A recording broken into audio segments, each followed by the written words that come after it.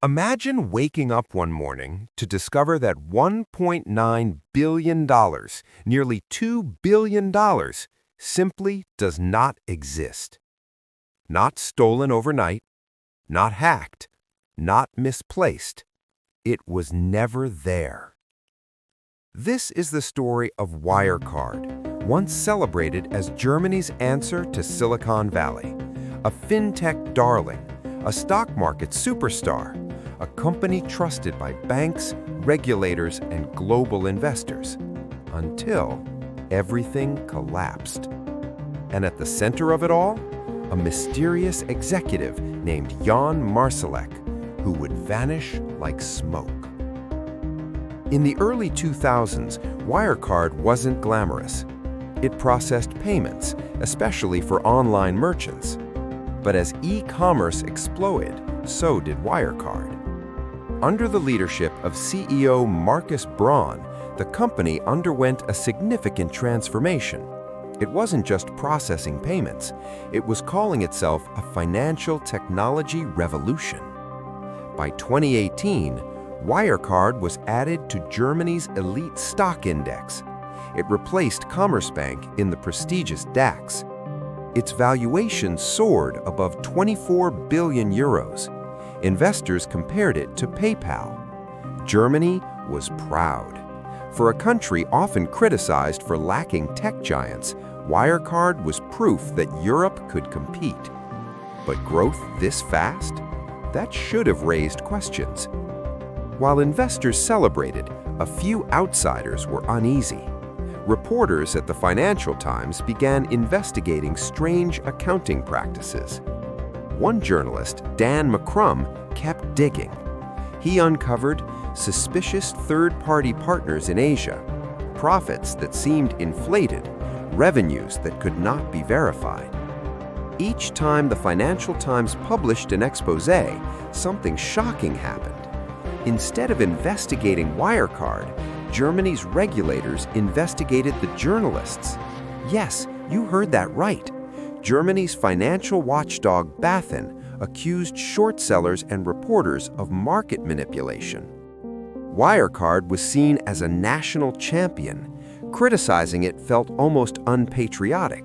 But numbers don't lie, unless someone makes them. June 2020. Auditors from EY demanded proof that 1.9 billion euros existed in Philippine bank accounts. The banks replied, "Those accounts do not exist." Let that sink in. Nearly 25% of Wirecard's balance sheet was fake. Within days, Wirecard's stock crashed over 90%. Investors lost billions. The company filed for insolvency. This was not just a business failure. It was the biggest accounting scandal in modern German history. CEO Markus Braun was arrested, but COO Jan Marsalek, gone. Reports say he fled to Belarus. Some intelligence agencies believe he may be hiding in Russia.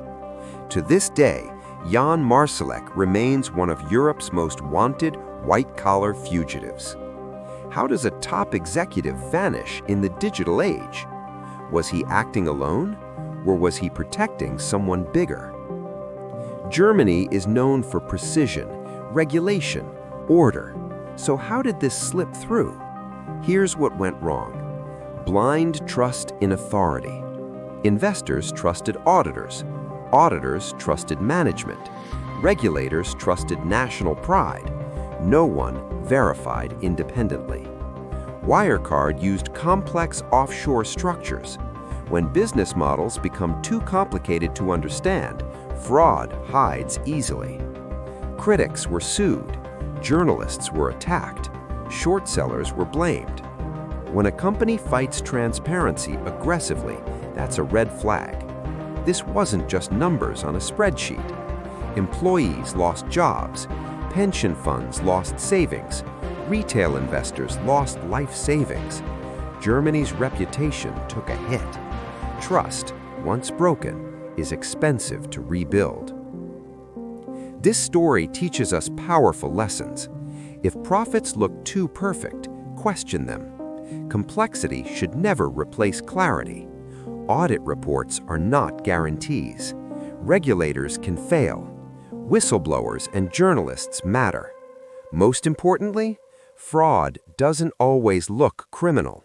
Sometimes it looks innovative. Wirecard wasn't a small scam. It was a publicly traded, government-regulated, globally audited corporation. And 1.9 billion euros simply never existed. So now let me ask you, how many other too successful companies might be hiding uncomfortable truths? Would you have invested if everyone around you said it was safe? Should regulators be punished when they ignore warning signs? Is blind patriotism dangerous in business? And finally, would you question success or would you celebrate it without looking deeper? Because the next financial scandal may already be growing quietly.